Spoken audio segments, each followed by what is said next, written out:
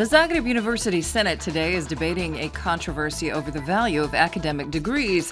3 months ago, the deans of Croatia's universities asked the Constitutional Court to review legislation regulating which types of academic degrees qualified individuals for which jobs, the so-called Qualification Framework Law.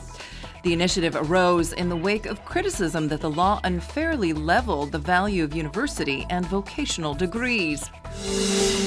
The Swiss franc Borrowers Association Franak has asked lawmakers to adopt legislation that would regulate the return of interest overpaid by Swiss franc loan borrowers. The repayment would be based on a court verdict in favor of the plaintiffs who sued the banks.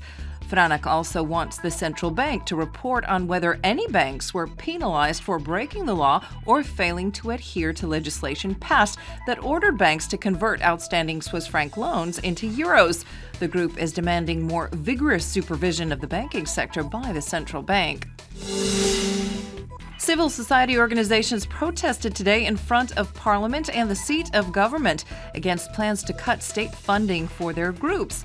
The government is planning to slash the budget of the National Civil Society Foundation by 70%.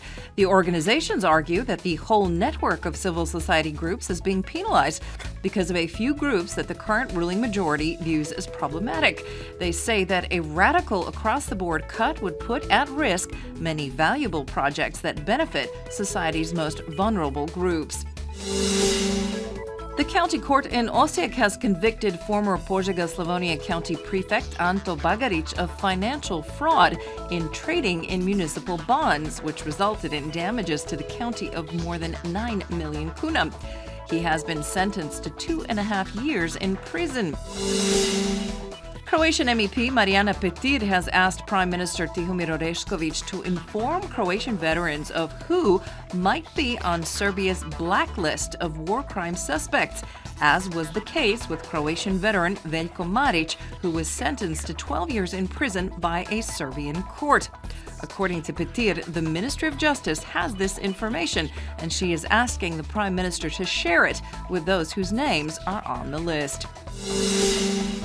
In sports, Croatia's national ice hockey team has racked up its second consecutive loss at the Division I World Ice Hockey Championships in Zagreb. After losing to Great Britain over the weekend, Croatia lost to the Ukraine 4-1 on Monday in Group B. Mikulic scored the only goal for Croatia. The team have the day off, but they face Romania on Wednesday. Clouds and rain are expected to give way to clearer skies starting in the west this afternoon. There is still a chance of showers, however, especially in the east and in Dalmatia.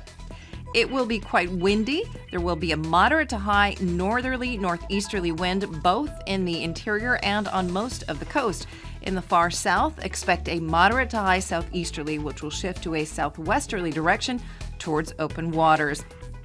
Afternoon highs will range mostly from 11 to 16 degrees in the interior and from 17 to 23 degrees on the coast. As we move toward the second half of the week, in the interior, it will be mostly to partly sunny and gradually warmer. Morning temperatures will be slightly cooler than in recent days, and there will be some scattered showers on Wednesday and on Friday. On the coast, it will be mostly sunny. On Friday, there is a chance of scattered rain and showers. On Wednesday, more moderate to high northeasterly winds are expected, but they will begin to fall late in the day.